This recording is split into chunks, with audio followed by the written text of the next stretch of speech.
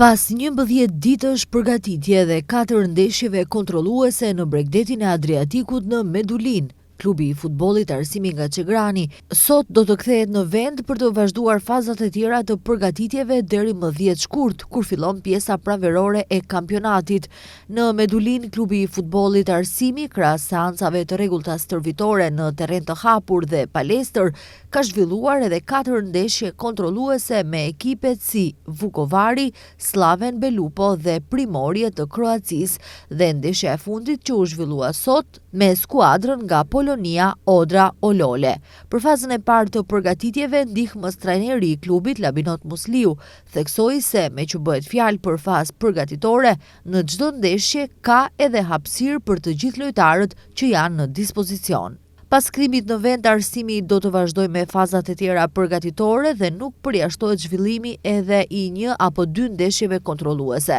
Sezoni pranveror në ligën e parë është caktuar të fillojë më 10 dhe 11 shkurt me ndeshjet e Xhiros së 17, kurse Arsimi është mysafir i Vardarit në Shkup.